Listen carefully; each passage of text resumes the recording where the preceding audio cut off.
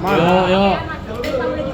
Oke, jadi kami ingin sampaikan bahwasannya pasangan Edi Rahmayadi dan Hasan Basri adalah sebagai calon gubernur dan wakil gubernur Provinsi Sumatera Utara tadi malam pukul 23.59 telah resmi mendaftarkan di Mahkamah Konstitusi mengenai PHPU Pilkada Sumatera Utara. Dalam kesempatan itu kami ingin sampaikan bahwasanya apa yang menjadi bahan pertimbangan Bapak Edi Rahmayadi dan Hasan Basri Sagala sehingga mengajukan PHPU adalah tentang rasa keadilan di Sumatera Utara. Di PHPU itu kami ingin sampaikan beberapa hal sangat penting. Yang pertama, adanya upaya-upaya dari Parcok tadi, Partai Coklat tadi. Partai Coklat itu bisa kita sampaikan dan kita uraikan dalam permohonan kita itu ada di situ unsur Polri, ASN dan Kejaksaan yang ikut terlibat cawe-cawe dalam Pilkada Sumatera Utara. Dan ini sangat menyakitkan hati masyarakat Sumatera Utara. Oleh karena itu rasa tanggung jawab Pak Edi Rahmayadi dan Pak Hasan Basri Sagala melalui Mahkamah Konstitusi ingin menyampaikan hal-hal kebenaran ini sehingga masyarakat Sumatera Utara bisa melek bahwasanya Pilkada Sumatera Utara yang telah terlaksana itu tidak dalam keadaan sedang baik-baik saja. Sehingga prinsip jurdil yang tadinya menjadi ajas demokrasi dan harapan masyarakat Sumatera Utara terkangkangi, bahkan terlindas oleh pihak-pihak yang hanya ingin mementingkan kekuasaannya saja. Jadi oleh karena itu, PHPU ini juga nanti akan kita uraikan tentang bagaimana sebenarnya musibah banjir di Kabupaten Langkat, Kota Madya Binjai, Kota Madya Medan, dan Kabupaten Deli Serdang. Sehingga proses 27 November 2024 tentang pilkada itu sendiri sebenarnya sedang tidak baik-baik saja di Sumatera Utara. Saya juga heran bagaimana nafsu seorang pemimpin itu mengabaikan hak-hak tentang bagaimana sisi-sisi kemanusiaannya dihilangkan. Kita juga sudah sampaikan pada tanggal 27 November 2024 pukul 10.30 ke KPU Sumatera Utara tentang keberlanjutan Pilkada Sumatera Utara. Apakah dilanjut atau tidak dengan situasi yang begitu sangat tidak baik di Sumatera Utara, khususnya di 4 kabupaten kota yang tadi saya sampaikan. Sehingga Pak Edi Rahmayadi, Pak Hasan Basri Sagala ingin menyampaikan kepada masyarakat Sumatera Utara. Masyarakat Sumatera Utara, inilah sebenarnya cermin dari demokrasi yang diharapkan harus berjalan secara baik, ternyata terabaikan sehingga sisi kemanusiaannya saja pun ditinggalkan. Bagaimana bisa pemilih di Sumatera Utara berpartisipasi aktif sementara dia harus memikirkan keselamatannya, keselamatan keluarganya.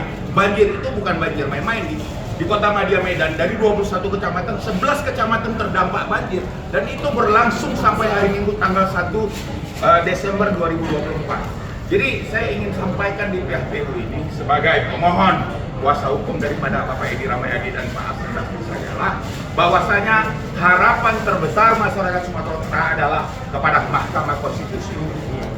Kami tidak bicara menang dan kalah, tapi kami ingin Mahkamah Konstitusi sebagai the guardian of Constitution bisa mengeluarkan satu putusan yang bisa menyejukkan masyarakat Sumatera Utara secara keseluruhan. Ingat, pilkada ini seharusnya sebagai momen untuk mencari pemimpin yang betul-betul berintegritas, betul-betul bisa menyelamatkan Sumatera Utara dan bisa benar-benar menjadi sandaran bagi masyarakat Sumatera Utara. Bukan hanya untuk mencari kekuasaan. Kalau kekuasaan saya pikir Pak Edi Rahmayadi cukup dari proses-proses itu semua. Sayangnya memang pilkada Sumatera Utara itu bukanlah pilkada yang biasa-biasa karena keterlibatan paslon itu dari menantu mantan Presiden Republik Indonesia Bapak Joko Widodo. Kalau tadi tidak menantu Bapak Joko Widodo, saya pikir tidak seperti ini pilkada Sumatera Utara. Saya pikir ini catatan penting dari kami tim kuasa hukum sebagai pemohon di Mahkamah Konstitusi. Harapan kami masyarakat Sumatera Utara bersabar karena kita masih percaya Tuhan tidak pernah tidur dan Tuhan akan menunjukkan kekuatannya melalui hakim Majelis Mahkamah Konstitusi dalam putusannya. Bersabarlah, pemimpin Sumatera Utara pastilah pemimpin yang berakhlak, pemimpin yang punya keberanian menegakkan kebenaran, bukan pemimpin yang lahir dari karbitan. Mungkin itu yang terbaik. Kita ada 83 bukti. Dari 83 bukti itu ada 3 kategori yang ingin kita sampaikan. Yang pertama, ada keterlibatan ASN. Itu rangkaiannya masif dan kita sampaikan dan kita uraikan dalam bukti-bukti. Dari proses itu, kita juga sudah menegur Bawaslu dan KPU tentang adanya pemilih yang double. Saudara-saudara, saya ingin sampaikan, ada di satu kabupaten Langkat, ada di satu kelurahan namanya Kuala, kami mempunyai kekuatan yang besar, tetapi di TPS-nya kami zero. Tidak ada pemilih, bahkan kami punya saksi di situ. Ini kan aneh sekali. Aneh sekali. Justru Pak Edi Rahmayadi itu orang langkat. Orang langkat nggak mungkin. Setidak-tidaknya TPS itu tidak kosong. Lalu saya ingin juga ilustrasikan bagaimana seorang pasangan 01 yang tidak pernah dikenal di daerah Humbang Hasudutan dalam kampung sana, tidak pernah mengunjunginya, bahkan tidak pernah tahu desanya, bisa menang 100% di dalam TPS. Ini kan pertanyaan yang sebenarnya harus dijawab. Apakah ini lelucon? Kan tidak, pilkada ini kan adalah pilkada yang mengajaskan demokrasi. Bagaimana mungkin seorang pasangan 01 yang hanya wali kota Medan yang tidak punya prestasi bisa mengalahkan incumbent di posisi Humbang Hasudutan? Dia tidak pernah ke sana.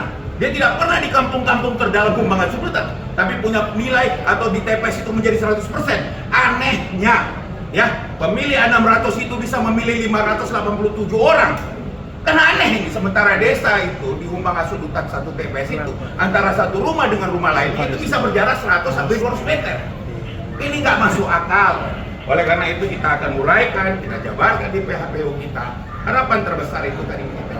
Apapun menjadi keputusan Mahkamah Konstitusi ini, kami ingatkan, seorang Edi Rahmayadi adalah seorang patriot. Dia adalah mantan TNI yang cinta akan Republik ini. Apapun hasilnya, kami akan ikutin karena ini adalah benteng terakhir kita mencari keadilan untuk masyarakat Sumatera Utara. Dan ini sudah kita lakukan.